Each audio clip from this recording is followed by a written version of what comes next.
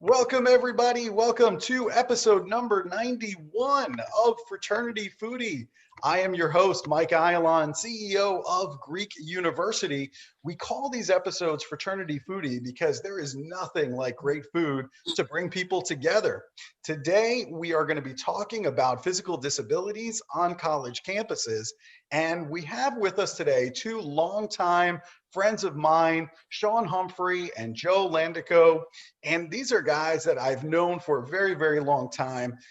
Joe was the former president of the chapter at Rochester Institute of Technology for Sigma Pi fraternity, same time, interestingly enough, same time that I was president of my chapter at the University of Buffalo.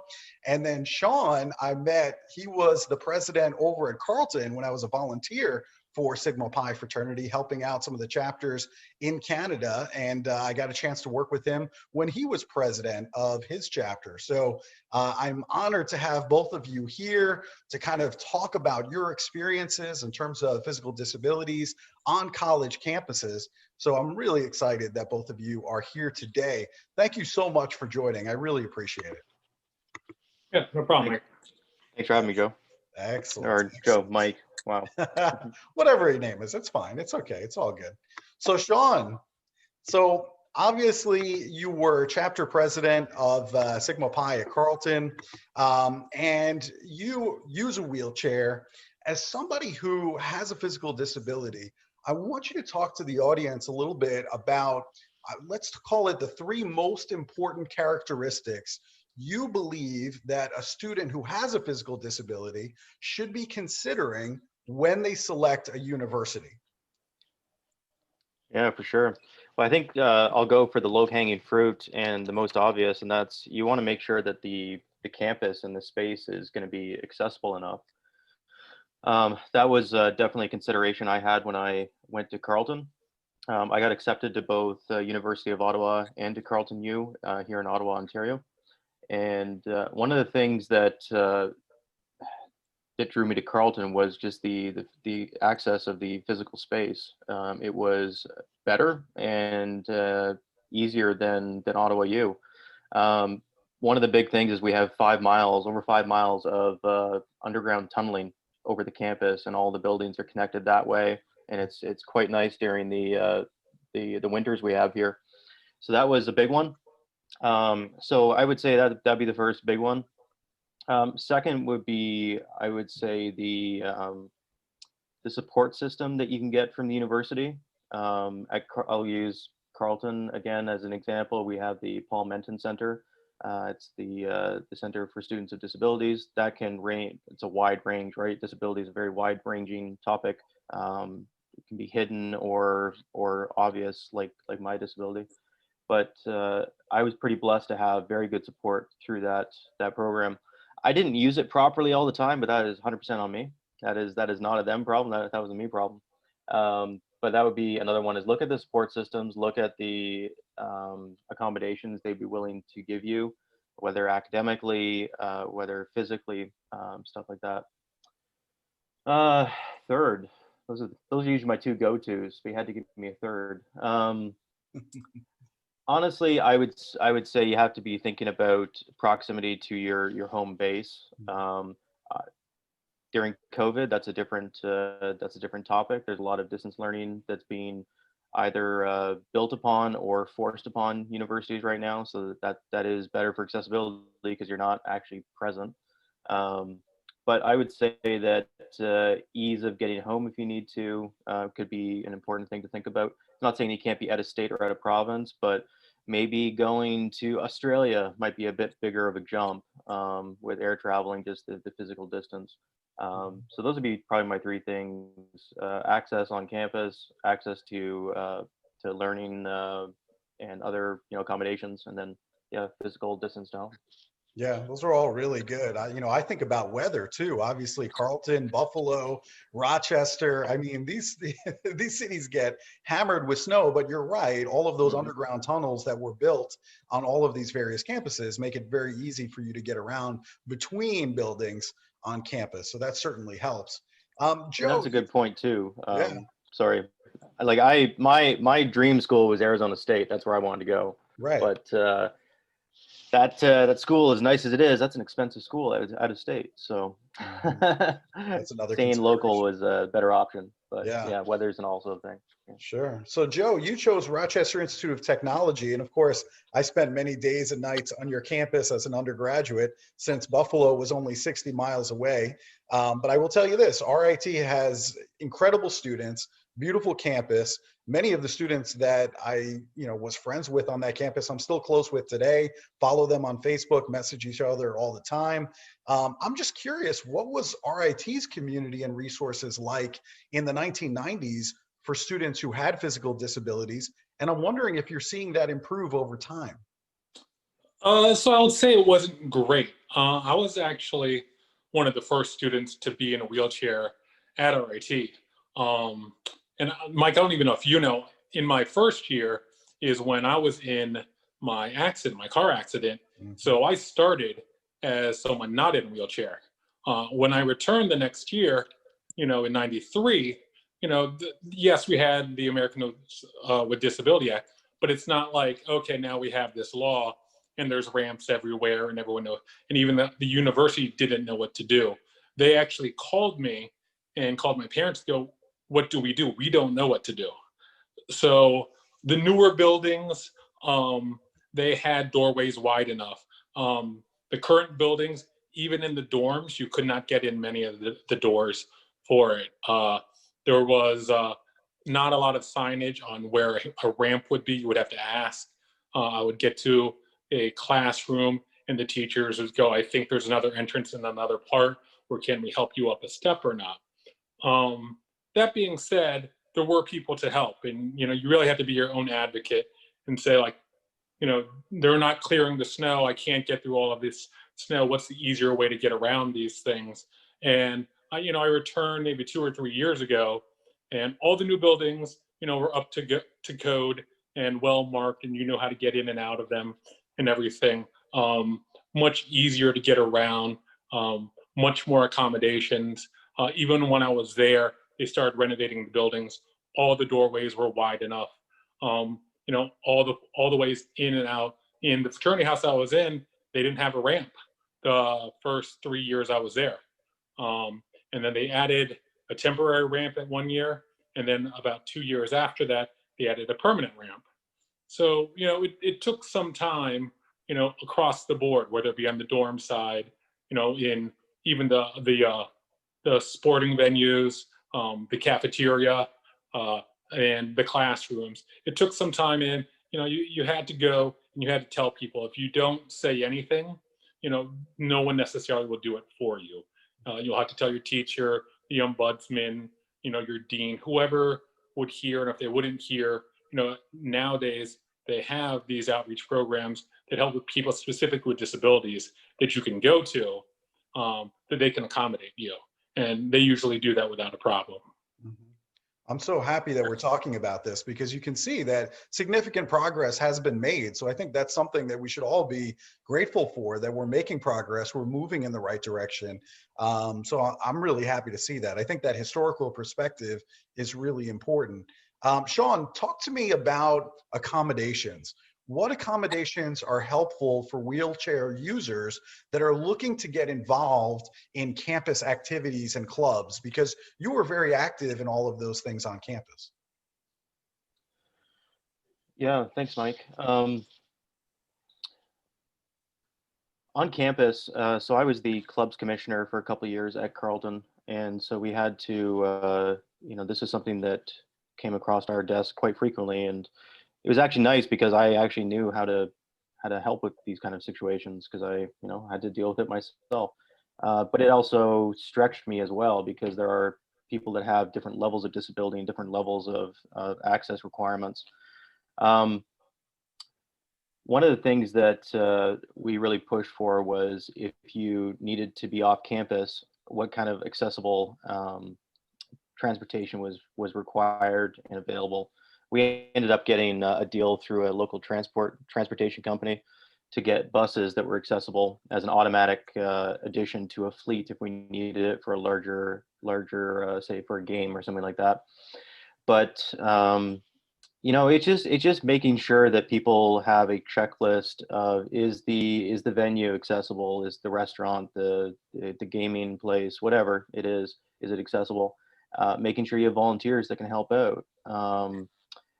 There's also, I always like to think there's a fine line of, being too out there, and Joe might be able to challenge me on this, but I've always liked it where you have a balance of, I need this help. Can I get these accommodations? And people trying to, really think that they know what's best, because a club executive does not know what's best for somebody that has a disability, right?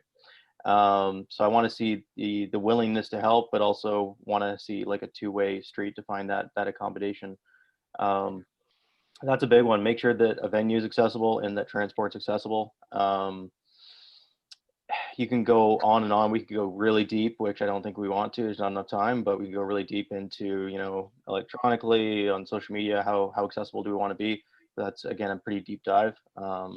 We've had websites that have been redone to make them more accessible for a variety of disabilities, but yeah, the physical ones are the most prevalent, I find, and transport and venue access is the big ones. That's really helpful.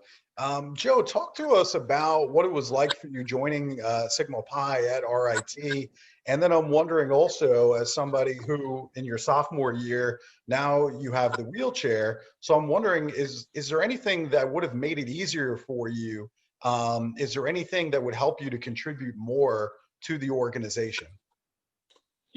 Especially in your first year in a wheelchair, you're kind of feeling it out. You don't know everything that you can do.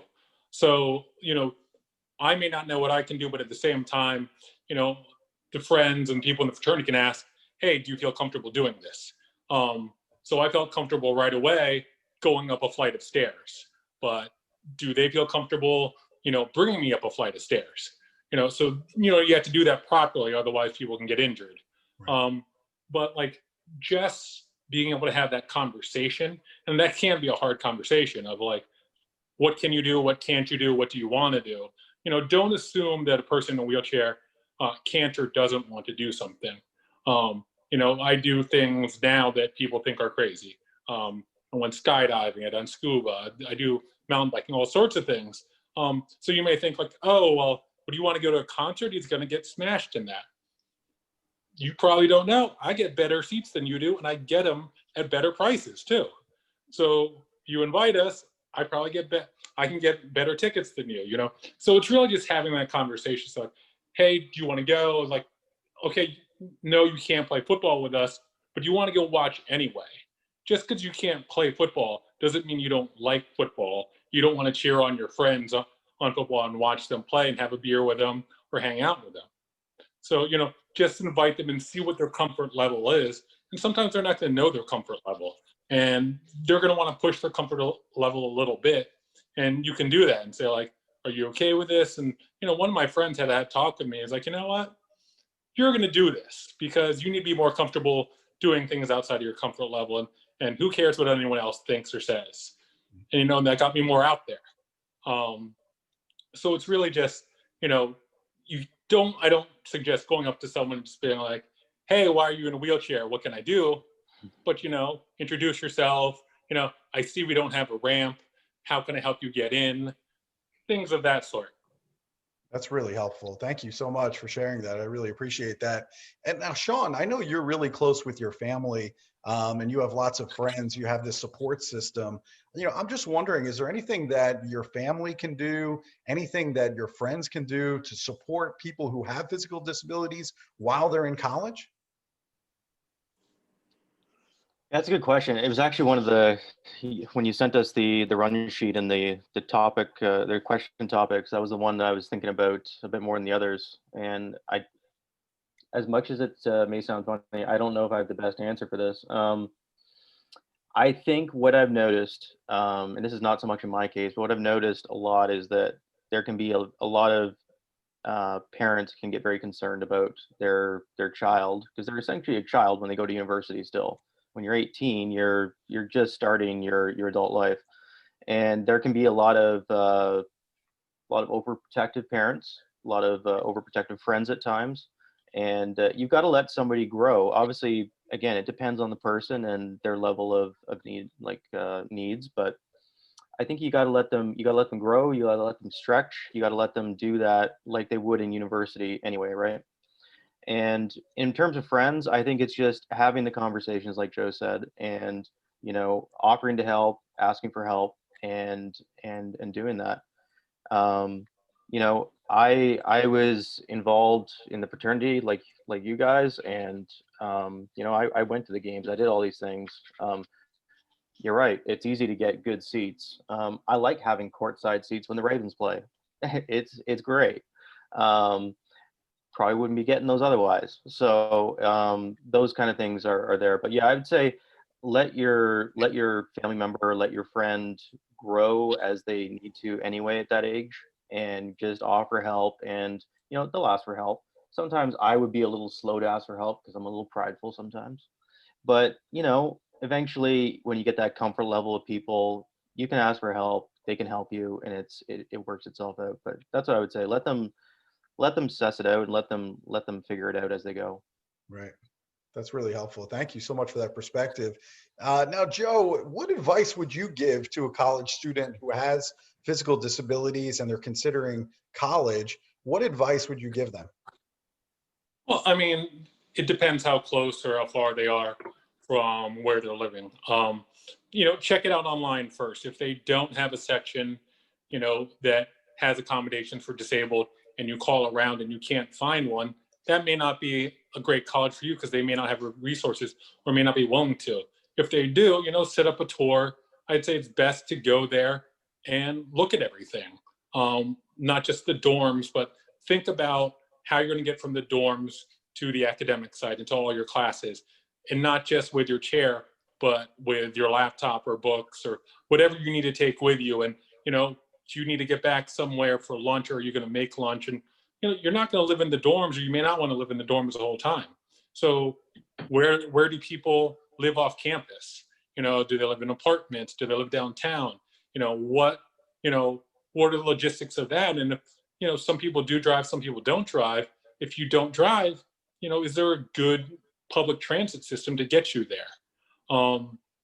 So when you're looking at that, look at all the resources available to you. I encourage to be able to go and visit the campus and talk to people, talk to whoever's on that resource page for accessibility. Check out the parking. Sometimes the parking, they'll say they have handicap parking. You may go there and you see, oh, they have 10 spaces and they're all taken. Talk to people on the campus and say like, hey, have you guys seen anyone else here, or do you know anyone else here in a wheelchair or with a similar disability? And how do you see them get around? Do you see them at social events? Do you see them at sporting events? And maybe they can give you a sense of it. How to, just like any prospective student, how do you like it here and why? Just to see if it fits with what you want. If you're going to a smaller town for a smaller college, someone in a wheelchair has to figure out, is there someone here who can fix my wheelchair if it eventually breaks? It's not, you may know how to do a lot of things, but do you know how to do everything on your wheelchair? It took me a long time to figure out what I wanted in my wheelchair and how to do it. Finding it could be as simple as a bike shop. It could be some repair shop, a place to get parts, because the last thing you want is, for you have to wait an extra 3 days for wheelchair parts because it takes that much longer to get where you're at. So those are some of the smaller things that you may not think about, but when something like a wheelchair breaks down and you're waiting for a part and it's hard to get around, do you tell your professors, I can't get to class for the next 2 to 3 days, I'm waiting for a wheelchair part? How long will they'll let you go like that? Yeah, that's a great point. It's something that I never considered, but I guess the size of the town that you're in has a big impact in terms of how quickly you can get these replacement parts. Right. So that's just fascinating. I never even thought about that. All right, I have to talk to you guys about the fraternity, right? So Shawn, you're very involved with Sigma Pi. You served as chapter president, you've served as advisor for your chapter. So talk to us, why is the fraternity so important to you, Shawn? And how do you stay connected as an alumnus now? I do love Sigma Pi. I was attracted to Greek life, Mike, fairly early in my university career. I joined Sigma Pi winter 2014, or spring 2014, as you say down the States. The little differences between the two countries. Sure. But I was looking at Greek life for probably almost a year before that. I know there was a rival fraternity was after me for a bit. But I got to know some Sigma Pi's through student council. We happened to have a fairly strong presence that year. I was also a counselor on the student council, and got to know these guys. And I was attracted to Sigma Pi. For one thing, it seemed a little more select and harder to get into, so I was attracted to that. The other fraternity was, which I will remain nameless, it was a little easier to get into. So that just didn't attract me as much. I wanted to actually work and develop myself while joining an organization. I really like the aspect of a fraternity of men that are trying to grow and build together and become better versions of themselves. I like the thought of a support system. I like the traditions. I was a history major, so anything to do with ritual or traditions was very attractive to me. And so yeah, when I joined, it was great. I was a little bit older, but it fit in well. Actually, I think it was something Joe said earlier, was about people helping you and getting up into places of stairs and things like that. My pledge class was a very small one, Alpha Upsilon, Alpha Oops, as of course they had to call us. We were 6 guys down to 5. That's a very small class. And we became tighter. And part of that was because the guys helped me more with the wheelchair. It was wintertime. It was more difficult to get around. And that ended up helping our class get tighter, which was kind of cool. And it also helped me grow too. It helped me ask for help more readily and those things. But yeah, I became very involved very quickly. I was actually VP when you came up to Ottawa the first time with John Williams, Dubs. He came up with you. I was then president after that. I was advisor briefly, but had to concentrate on some of my own personal stuff, and I've been doing that since. But yeah, in terms of staying involved, it's tough right now. It's COVID. I've had adult concerns like careers to deal with. So things got pretty real pretty fast after you're done at university. So not as much interaction as I'd like, but you know, I've got great alumni connections. We're on a call right now, and it's simply due to university connections. So it's great. It continues. So that's Very kind of good. that in a bubble there. Yeah. Thank you so much. And Joe, you know, I've been meaning to ask you this for a long time. I mean, there's a lot of chapters out there that are closed right now. I think 50% of all chapters out there are actually closed if you look at the roster. And unfortunately, your chapter at RIT is now closed, which was a very successful chapter for decades. I mean, there are some incredible, and I mean incredible, alumni from that chapter. So what does that mean to you now that there is no chapter to go to currently, if you were to go back to Rochester, for example? And how does that impact your connection with the fraternity overall? I would say the connection isn't as good.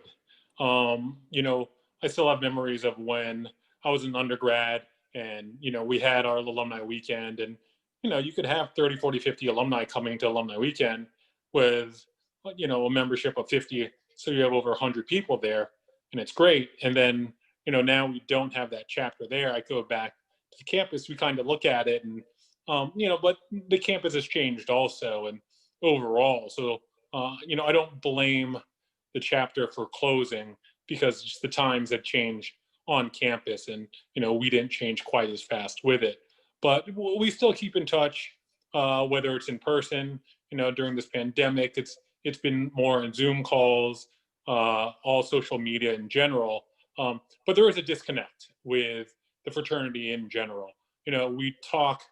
I would say just Beta Phi members.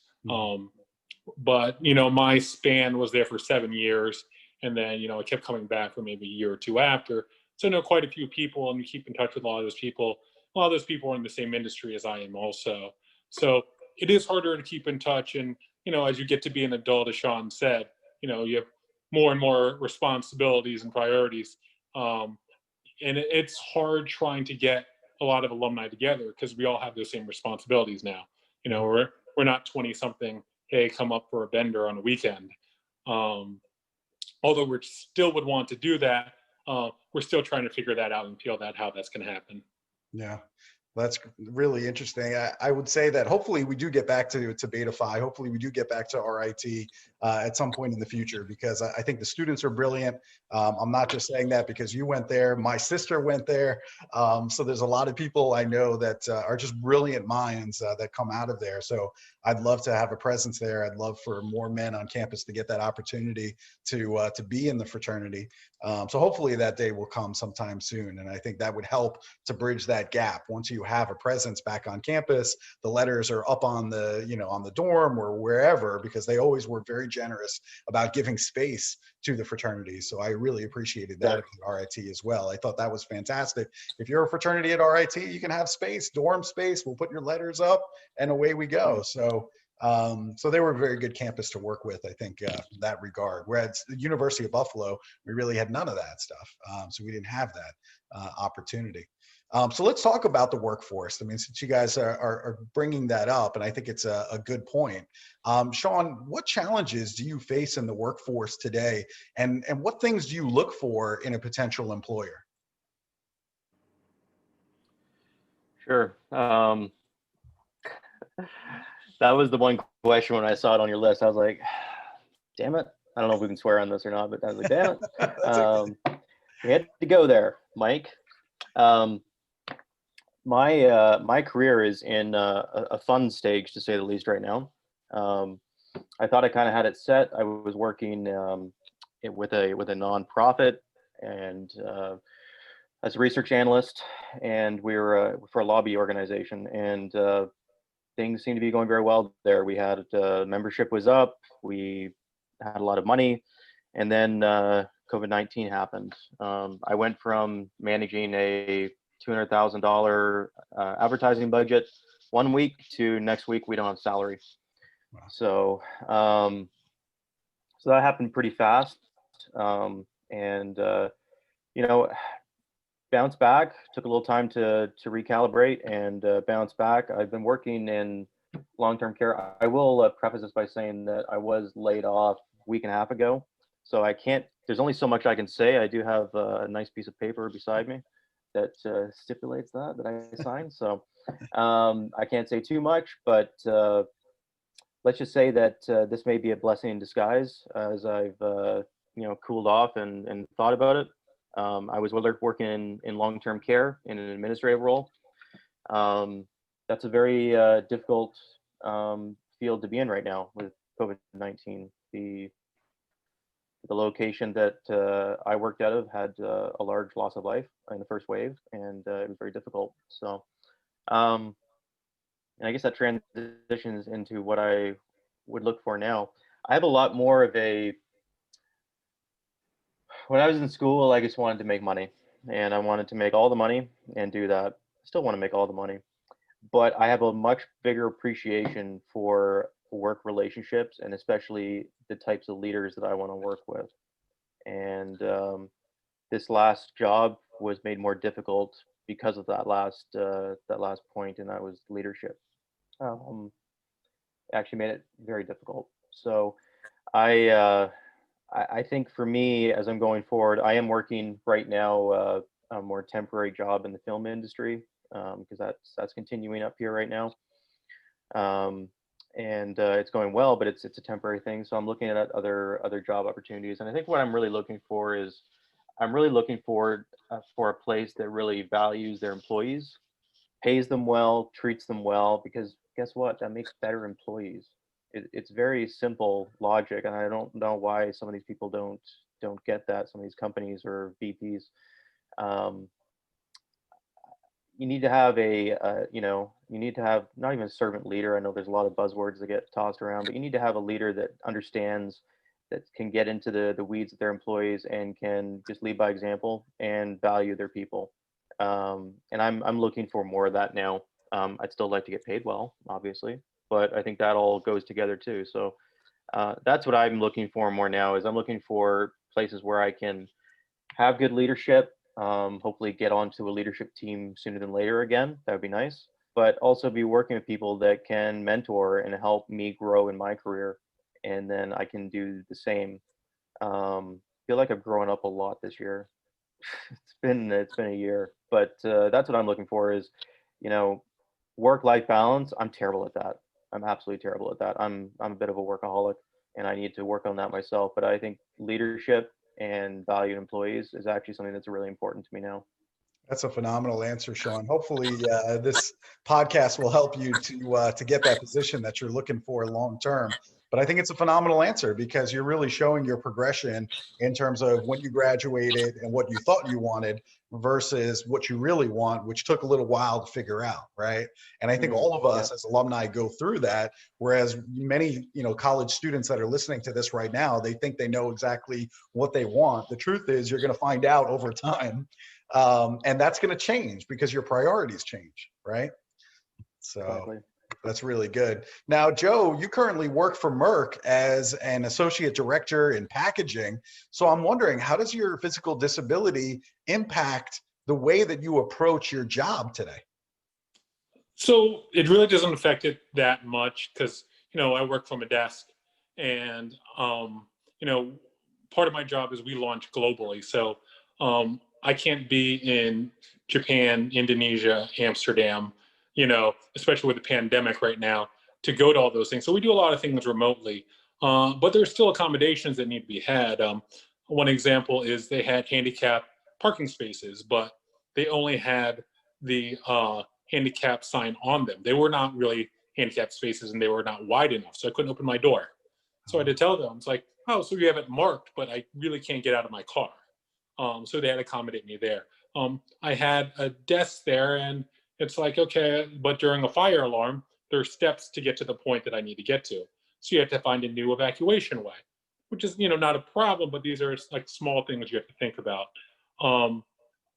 Some things that we do, not just for people that have physical disabilities, but because, we're limited, is we use Google Glasses. So if you have to walk the line, either, in another country or another state, they'll put Google Glasses on and you go on the line, they watch it run and they say, hey, it's like, go look at this part of the equipment, go look at this. And they have an earpiece and you'll tell them, or you're calling them and you say, go look at this and see inside that hopper, what's going on in there. It's like, put more of these things in there.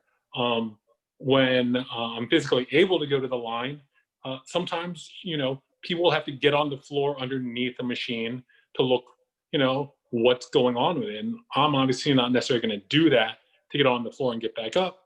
So they have an inspection mirror. I take a mirror and you look down and look straight back up. It doesn't always have to be high-tech solutions. It can be low-tech solutions to them. So there are accommodations with technology now. It's making it easier and easier. Sometimes you just need to go into the office and see what's needed. Because I didn't know.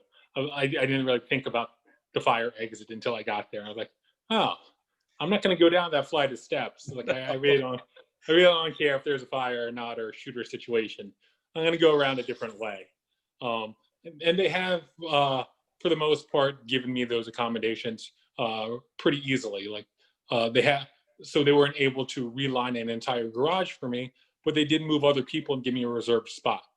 So I said, well, that's great for me, but if someone else needs the spot, you need to have a plan for someone else who's in a wheelchair to be able to use this garage. Right. So they said they would do that. Very good. I appreciate that. I think that's really helpful for me. That's helpful for our listeners to understand. I think that's absolutely fantastic. Now we get to my favorite part, which is talking about food, because I want to eat 24/7. I don't know about you guys. So Shawn, if I'm hungry and I'm in Ottawa, let's think maybe past the pandemic, it's 6 months down the road, let's hope we have a vaccine by then. Where should I go for a great meal in Ottawa? Well, in Ottawa, I would take you because obviously I would be there with you. Yes. I'm partial to Mama Teresa's, and that's an Italian joint here in Ottawa. There's two locations. I've not been to the one downtown, but there is one in Chelsea, Quebec, and that's right across the bridge in Quebec. So it's in the Gatineau Hills. It's actually right. Chelsea is kind of the village right at the entrance of the Gatineau Park. 2 years ago, actually almost to the day, John Williams, who is a former he's a past Grand Sage of Sigma Pi, he came up for a visit for a long weekend, stayed at my place, and we ended up the last night he was here, we went to Mama Teresa's in Chelsea, and it is some of the best food I've ever had. It is absolutely delightful. So it's the service is great. It's a very cozy location in Chelsea. It's a bit bigger downtown Ottawa, but I would say if you like Italian food, that's a really good option to go for. That sounds like the perfect spot. I can't wait to go and check that out. Hopefully it'll be sometime soon. I'm thinking, maybe 6 months. Let's give this thing 6 months. We'll have the vaccine. I'll be out there and we'll be good to go. I'm hoping and praying. Nice. Now, That'd Joe, nice. if I'm visiting my wife's family, they're all from that Reading, PA area. So I'm thinking, what restaurant should I go and check out based on your recommendations, Joe? So I don't know Reading that well, but if you come to my neck of the woods, I would take you out and, go to a place called the Blue Elephant. It's an Asian fusion place. Nice.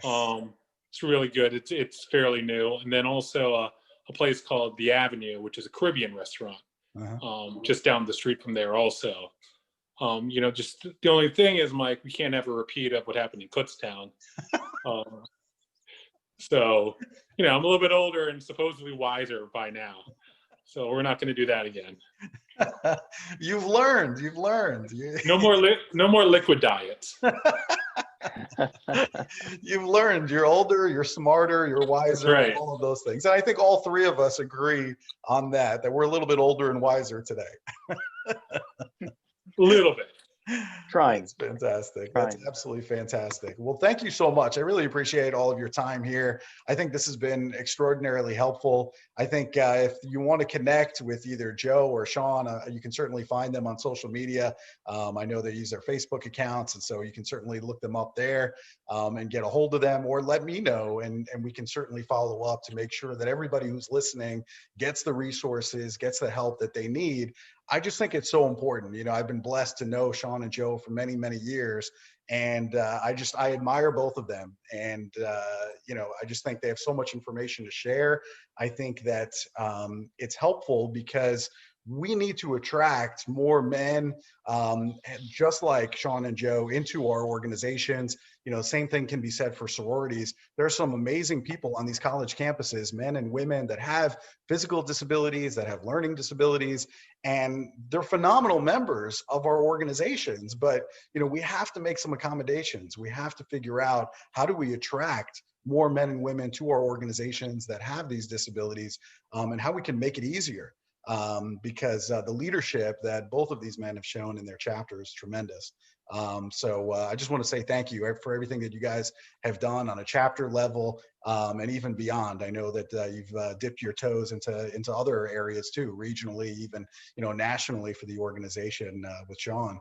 So we really appreciate everything that you guys have done. Thank you for your time here. Thank you to our audience. Thank you for listening. Hopefully you like this. Please like it and share it with others that might find this conversation to be interesting. And we hope to see all of you on another episode of Fraternity Foodie. Thanks so much for your time, and we'll see you on another episode. Take care.